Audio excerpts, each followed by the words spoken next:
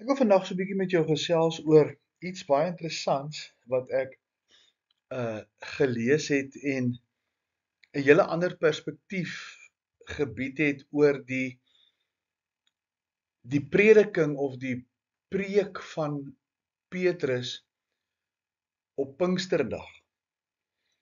En as u nou Handelinge 2 lees, dan gaan jy baie duidelik agterkom dat Petrus vir die profeet Joël aanhaal en sê dat hierdie gebeure die vervulling of dan die uitstorting van die Heilige Gees 'n eskatologiese of 'n eindtyd profesie in gedagte het en dat dit die begin is van 'n tweeledige vervulling van God se handelinge met Israel. Nou u sal onthou dat ons het al daaroor gesels dat Handelinge 2 en die gebeure dan met die uitstorting van die Heilige Gees Petrus vir Joël aanhaal en dat net die eerste deel van Joël 2 in vervulling tree en dat die tweede gedeelte die verandering aan son, maan en sterre en die sigbare of die tweede sigbare deel van die vervulling nie op Pinksterdag plaasgevind het en dus dan nie vervul is nie. So aan die ander woorde, ons wil kyk na Petrus op Pinksterdag en dit wat dit daarna in gedagte het. Baie duidelik dat die vervulling met die Heilige Gees op Pinksterdag die uitstorting van die Heilige Gees 'n sending aksie teweeggebring het. Dat daar in 13 verskillende tale, bekende tale, bestaande tale, vir diegene wat op Pinksterdag vanuit ander lande bymekaar was, die boodskap van Jesus as die verlosser of die verwagte Messias is en dat dit 'n baie belangrike voorbereiding gaan wees ook as ons later na die tweede vervulling kyk hoe die Joodse volk voorberei gaan word gedurende die verdrukkingstyd nadat die liggaam van Christus weggevoer is, gereed gemaak gaan word deur die 144.000 evangeliste van Openbaring 7 en ook die twee getuies in Openbaring hoofstuk 11 om hulle oë oop te maak om die anti-kris se verleiding raak te sien, sy merk nie te aanvaar nie, maar vir hulle Messias te wag. En Petrus is juis besig op Pinksterdag om vir die Jode te sê dat hulle die Messias vermoor. Nou kom ons kyk so 'n bietjie na hierdie gebeure of dan die uitvloeisel van Pinksterdag as 'n eskatologiese of dan 'n eindtyd belofte vir die volk Israel. Ek wil dit noem Petrus se prediking op Pinksterdag bied 'n baie duidelike eskatologiese uiteensetting van God se beloftes aan Israel. Inleidend net eers die volgende. Petrus se preek na die uitstorting van die Heilige Gees op Pinksterdag is nie net 'n moordaanklag teen die volk Israel nie. Dis ook nie 'n preek waarmee die Nuwe Testamentiese kerk ontstaan het nie. Maar dit het baie meer in gedagte gehou of 'n baie meer in pag gehad as bloot net die aanklag wat Petrus sê julle het die Messias vermoor. En dan ook so sommige sê dis hoe die Nuwe Testamentiese kerk dan ontstaan het. Jy sal sien as ons oor weer praat, ons het nou daaroor gepraat dat die sending na die heidene eers plaasgevind het, grootendeels die Nuwe Testamentiese kerk wat uit heidene bestaan het, eers na die bekering van Paulus in Handelinge 9 en dat Jood en heiden nou in hierdie nuwe liggaam, hierdie verborgenheid, saamgevoeg gaan word as deel van die liggaam, met 'n hemelse koninkryksverwagting en 'n aardse koninkryksverwagting vir die Jode wat sekere beloftes het wat God dan gemaak het, waarby ons baie vinnig wil stilstaan. Hierdie preek op Pinksterdag is 'n diepgaande eindtyd verhandeling van beloftes wat aan Israel gemaak is. Die gevolgtrekking en die antwoord wat die apostel Petrus maak en wat hy aan die gehoor dan op Pinksterdag bied, aan die einde van die verhandeling in Handelinge 2 vers 36, bied hy vir hulle 'n oplossing vir die Jode van daardie dag, om op 'n unieke manier na God toe te kan terugkeer, deur dit wat hulle gedoen het, hulle handelswyse nou nie meer kan te verander nie, want Jesus is al klaar met hemelvaart weg, maar dat hulle op 'n baie belangrike manier hom moet aanvaar as die Messias. Die terugkeer sou geskied deur Jesus wat hulle vermoor het, aan die kruis laat ophang het, om hom aan te neem en so deel te word van die bestaande messiaanse volgelinge van die Here Jesus. Die beloofde Messias van die Ou Testament. So wanneer daar gepraat word in Handelinge 2, ons het nou al daaroor gepraat, en ek wil nie baie tyd hier spandeer nie, is dat daar nie 'n nuwe kerk gestig is nie, maar dat daar al 'n bestaande messiaanse volgelinge was van Jesus wat hom as die oudtydse Messias aanvaar het. En hulle wat tot bekering gekom het op Pinksterdag, is dan bygevoeg by hierdie bestaande messiaanse kerk, as jy dit nou so kan doen, om Jesus dan as die Christus van die Ou Testament te aanvaar, deur die handeling van die doop. Nou die inhoud van die verhandeling is interessant. Petrus se prediking in Handelinge 3 vers 21 tot 26, waar hy na die gesondmaking van die lamman in die tempel met die Joodse leiers en die owerpriesters praat, toe hulle nou vir Johannes en vir Petrus aangekla het, en dan eintlik vir hulle sê dat hulle mag nie meer in die naam van Jesus spreek nie. Hierdie prediking van Petrus op sy antwoord dan in Handelinge 3 bring 3 baie belangrike verbonde bymekaar. Die Dawidsverbond, die Abrahamsverbond en die Mosaïese verbond. 3 verbonde van die Ou Testament wat God baie duidelik en pertinent aan die volk Israel gemaak het. Petrus se preek in Handelinge 3 is een van die mees verbondsryke oomblikke in die Nuwe Testament. Nêrens anders is daar soveel klem gelê op die verbond en die belofte wat God in die Ou Testament met Israel gemaak het. En net in 'n paar verse verweef Petrus al hierdie 3 hoofverbonde wat Israel eskatologies vorm, bymekaar, saam.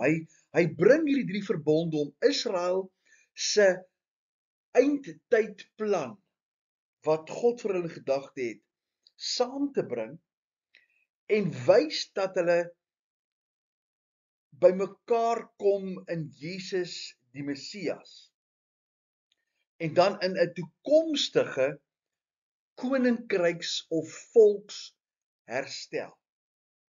Nou kom ons kyk so 'n bietjie vinnig net na hierdie 3, die Dawids, die Abrahams en die Mosaïese verbonde. In die eerste plek dan die Dawidsverbond.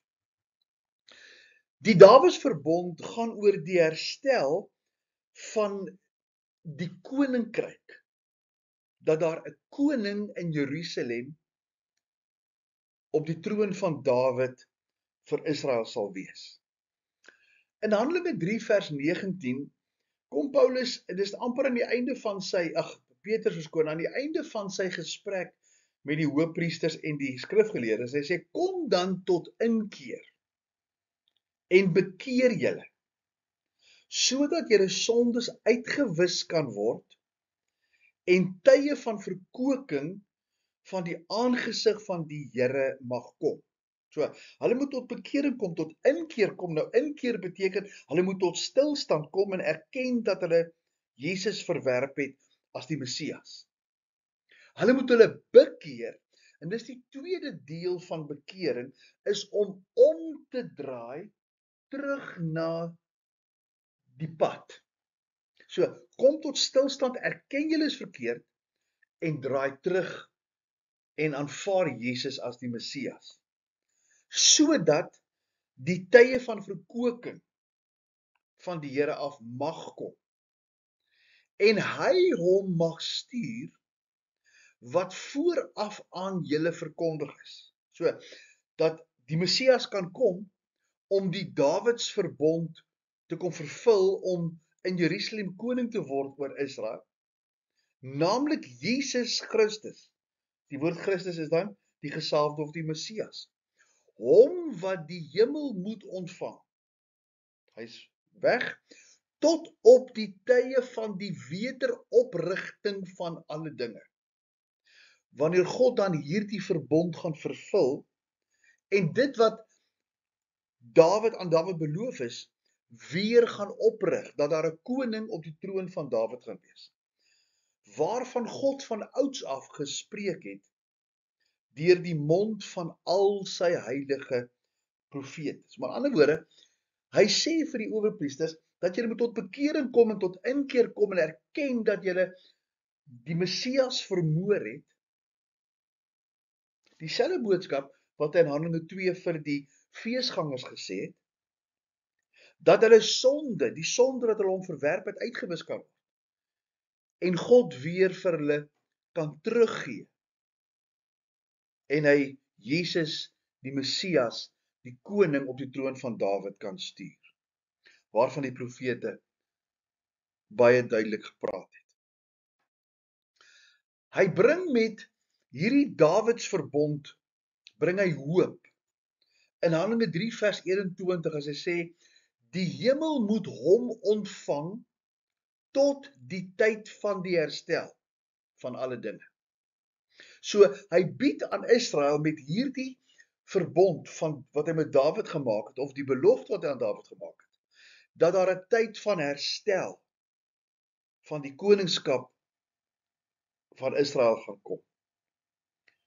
Hierdie taal weerspieël baie direk die Dawids verbond en ook dit wat in die koninklike psalms oor die Messias, die verwagte koning op die troon van Dawid gesê was. Want in Psalm 110, een van die messiaanse psalms, sien ons die Messias sit aan God se regterhand, totdat God sy vyande sy voetbank gemaak het.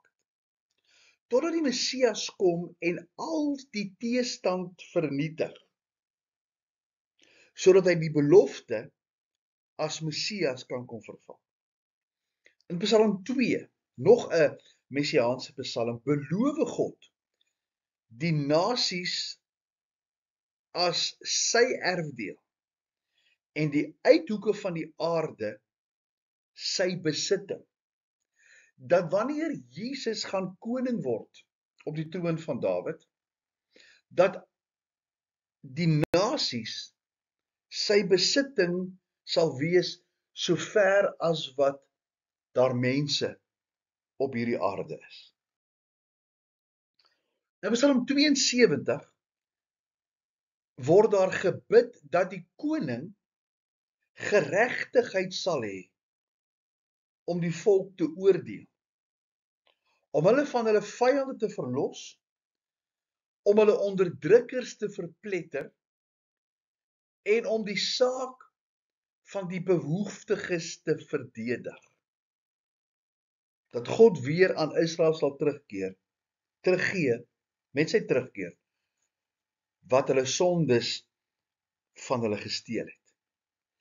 Psalm 89 praat van 'n eed wat God aan Dawid gesweer het, om sy geslag vir ewig te vestig, dis die volk Israel, en sy troon vir alle geslagte te bou of dan te herbou. Kom ons kyk in die tweede plek, na die Abrahamsverbond. Die Abrahamsverbond se uitkoms is seën vir die nasies. Hy het vir Abraham gesê in Genesis 12, ek sal jou 'n groot seën maak en in jou sal al die volke van die aarde geseën wees. So aan die ander woorde, seën van Israel wat uitloop op seën vir die nasies.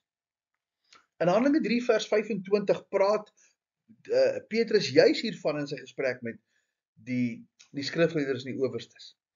En julle is kinders van die profete en van die verbond wat God met ons vaders gesluit het, toe hy vir Abraham gesê het, en in jou saad, jou nageslag, van Isak en verder, sal al die geslagte van die aarde geseën word. God het, nadat hy sy kind Jesus opgewek het, hom eers vir julle gestuur, om julle te seën, deur elkeen van sy booshede te bekeer. Aan die ander woorde, die doel was, en dit kon plaasgevind, as die Jode Jesus aanvaar het as Messias, en ons weet dit het nie plaasgevind nie, want daar was 'n verborgenheid. Ons moes nog die kruisboodskap, die verlossing van Christus kon beleef het. Maar ek sê dit kon gebeur het, dat God Jesus gestuur het, eers na die Jode, en hy elkeen van hulle boosheid laat bekeer het, om hom te aanvaar het as Messias. Petrus haal dan Genesis 22 vers 18 en ook Genesis 12 vers 3 aan en sê dat in jou nageslag sal al die geslagte van die aarde geseën word. So Israel, die Abrahamsverbond, Israel, jy die vermoë om 'n seën te wees vir die ander nasies. In jou gehoorsaamheid lê daar seën en uitkoms vir die ander. So aan die ander woorde, kyk net aan die pragtige tipe wat hier is, of die pragtige vooruitsig, dat as jy Israel aan God getrou is en die Messias aanvaar, hy vir die ander nasies, wat op hierdie stadium dit nog nie het nie, dat jy die vermoë het, om vir hulle, die Jode, die heidene en dan die Jode later, tot seën te kan wees. Deur die Abraham se eed direk aan te haal, argumenteer Petrus die volgende. Jesus is die beloofde saad. As jy Galasiërs 3 vers 16 lees, sal jy dit baie duidelik sien. Nou is aan Abraham die beloftes toegesê en aan sy saad, sy nakomeling. Hy sê nie en aan sy sade, asof dit op baie sien, maar op een, want uit Abraham sou die saad, die verlosser, gebore word. En aan jou saad, sê hy, dit is Christus.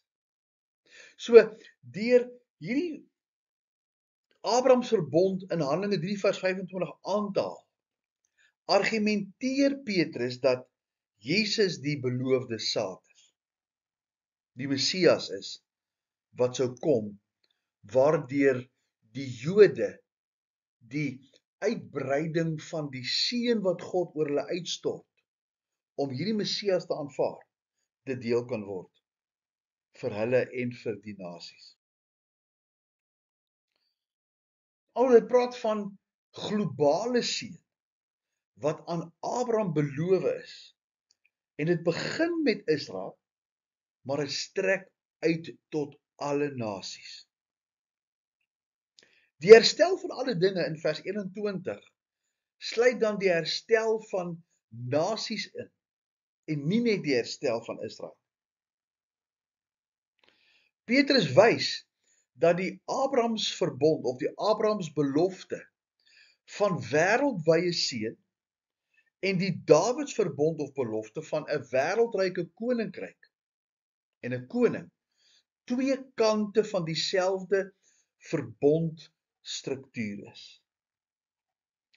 Abraham gaan oor die omvang dat alle nasies deur Israel of in Israel geseën kan word.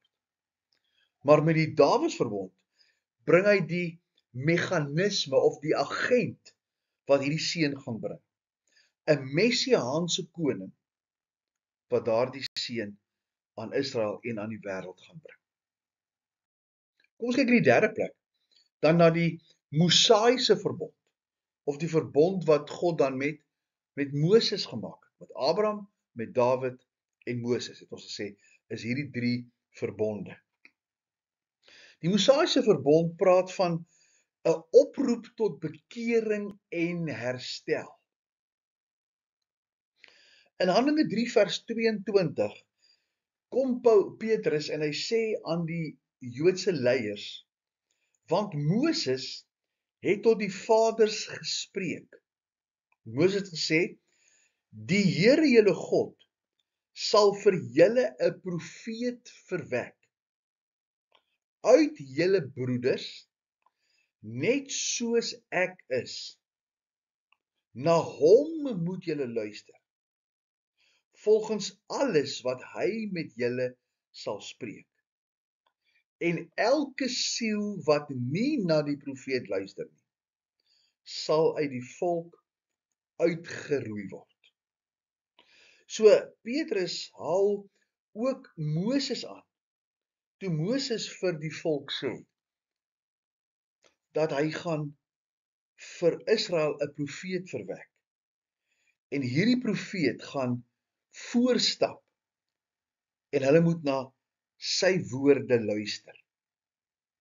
En as jy nie luister nie, is daar skade en ellende.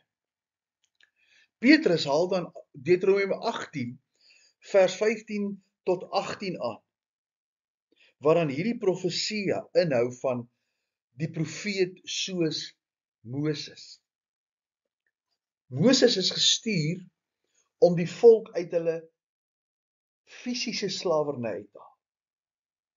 Die profeet gaan kom en die Messias gaan hulle uit hulle geestelike slawerny uithou. En dis baie belangrik. Hy sê die Here sal vir julle 'n profeet soos ek verwek. Julle moet na hom luister. En Petrus gebruik Moses nou op twee belangrike maniere. Die eerste is, Jesus is die profeet, soos wat Moses die gestuurde was, om hulle uit Egipte uit te lei. Dit identifiseer Jesus nie net as die koning volgens die Dawids verbond, ook nie as die saad van die Abrahams verbond nie, maar as die middelaar wat God se woorde soos Moses sal spreek. Want Moses het op talle geleenthede van God gehoor en dan met die volk kom praat. En die volk moes dan na die woorde van Moses luister, omdat dit komende van God af was.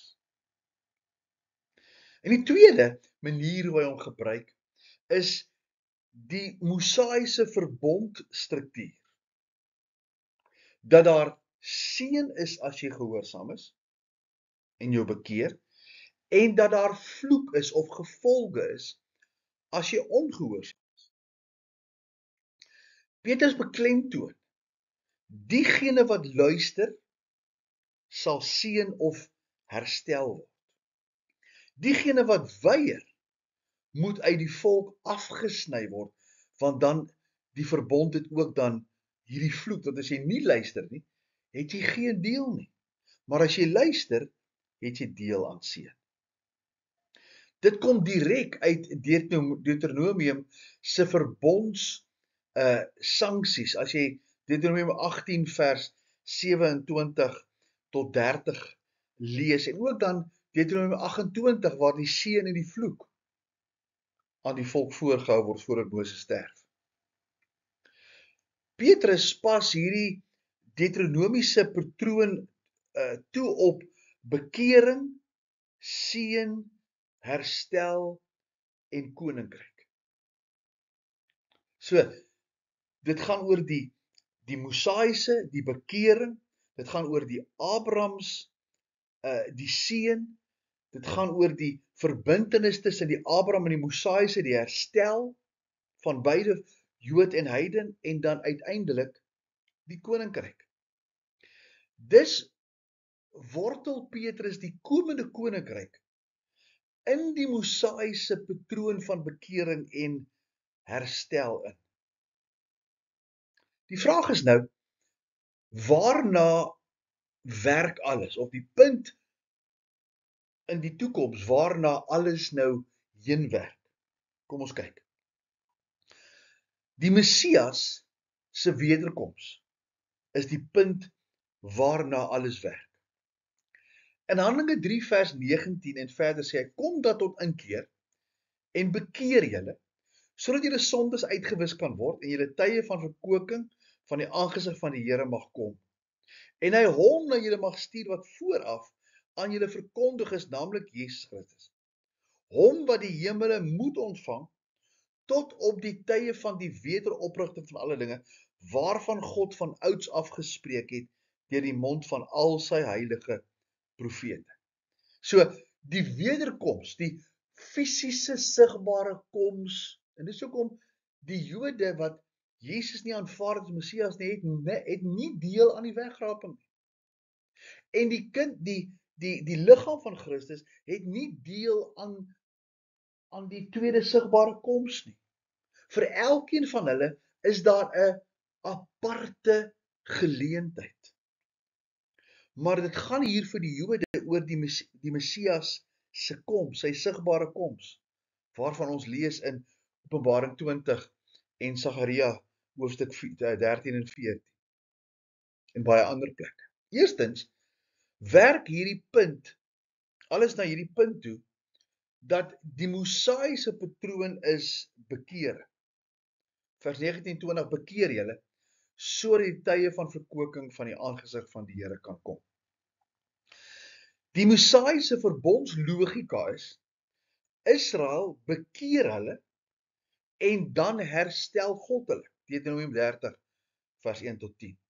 Tweedens, die Abrahamsverbond bring seën aan die nasies, die ander nasies, waarvan Israel die bron of die oorsprong van seën is. Vers 25 en 26 sê, God, nadat hy sy knegt verwek het hom eers na julle gestuur om julle te seën. So, seën vir Israel, en uit Israel se seën vir die nasies. Die Abrahamsverbond se logika is, Israel ontvang seën, en dan ontvang die nasies die seën deur die volk Israel. Genesis 12 vers 3 sê, en ek sal seën diegene wat jou seën, en hom vervloek wat jou vervloek, en in jou sal al die geslagte van die aarde geseën word. Dis God se belofte aan Abraham. Derdens, die Dawidsvervulling gaan oor die herstel van die koninkryk of die koningskap. Vers 21. Die hemele moet hom ontvang tot die tyd van die herstel. Maar hy word weggeneem omdat die verborgenheid, die tyd van genade na die heidene toe kan gaan en Jood en heiden nou kan deel word van hierdie seën wat Israel nie vir die heidene wil gee nie. Maar die tyd van herstel sal kom en dis wanneer die Messias gaan kom en die koninkryk gaan herstel. So amper die Davids verbondslogika is, die Messias gaan terugkeer. Hy gaan die Davids troon herstel en dan die koninkryk kom vestig. Kom ons kyk dan ten slotte na Petrus se logika in een lyn agter mekaar. Wanneer ons kyk na bekering, die Mosaïese kant van die verbond, dan sien ons Israel se seën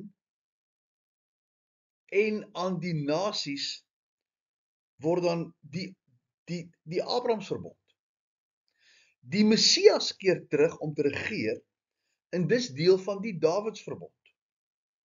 Die koninkryk word herstel want die Dawidsverbond en die Abrahamsverbond kry sy globale omvang. 5. Die herstel van alle dinge is dan die skepingsmandaat dat God weer soos aan die heel begin gaan regeer, alle weerstand en sonde en hulle wat hom nie wil aanvaar het vernietig nie, en dan terugkeer na die oorspronklike plan van die skepingsmandaat, dat die skepping en die mens God uit vrye wil sal dien. Al drie die verbonde stem ooreen met een eskatologiese gebeurtenis, die wederkoms van Christus om die koninkryk te herstel en om die nasies te seën. Petrus se preek is 'n meestersklas in Bybelse eindtydgebeure of eskatologie vir die volgende. Hy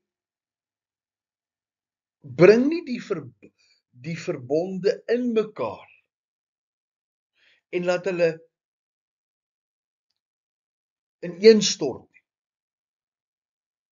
Hy vergeestelik nie die beloftes wat God aan Israel gemaak het nie. Hy wys egter dat hulle vervulling wag op 'n toekomstige herstel. Hy bevestig 'n letterlike Dawidstroon, 'n letterlike Abrahams seën en 'n letterlike Mosaïese oproep tot bekering. Al drie word letterlik vervul, of sy doel, sy uitkoms is letterlik en nie geestelik. Hy beskou die verlossingsgeskiedenis as een storie met verskeie verbondsdrade wat almal saamvloei in 'n Messias, aan sy wederkoms en aan die herstel van die koninkryk en seën aan die nasies. So hierdie hele verlossingsplan wat God in die lewe roep, is een storie met verskillende drade wat saamvloei in die koms van die Messias, die herstel van 'n koninkryk en die seën aan alle nasies. Ek gaan hier volstaan met Pinksterdag se eskatologiese uiteensetting van God se beloftes aan Israel, en ek hoop dat hierdie vir jou net soveel seën en wonderlike belewennisse is van hoe God werk en waarom daar dan dispensasies is, waarom God met die Jode op 'n manier gewerk het. Hulle verwerp die Messias. God stop die oorlosie vir die Jode. Daniël hoofstuk 9 se 70 talle. 69 7-talle het verbygegaan tot die sterwe van die Messias. Hulle verwerp. God stop die oorlosie. Hy gaan en hy keer hom na die heidene toe en hy roep Paulus as apostel van die heidene. En hy bring die verborgenheid van die liggaam van Christus met hom as die hoof. Hierdie tyd kom tot 'n einde. Die liggaam word weggeruk. En dan keer God terug na Israel vir die 70ste week in 'n tyd van verdrukking, om Israel tot nasionale bekering terug te roep, sodat Jesus kan kom, sigbaar fisies, om die mag van die bose, Satan en die Antichrist te vernietig, sy koninkryk op die aarde te vestig, 'n aardse koninkryk. Vir die heidene, die tyd waar ons lewe, is dit 'n hemelse koninkryk. Ons verwag die seën en dis 'n hemelse koninkryk. Maar vir Israel het hy 'n fisiese aardse koninkryk beloof. En dis waarom hierdie 3 beloftes so belangrik is. En Paulus hierdie 3 baie mooi in sy gesprek met die owerpriesters en die ouderlinge in Handelinge 3 bymekaar bring. Ek hoop dat hierdie vir jou tot seën sal wees en die Here seën sy woord aan elkeen van ons hart.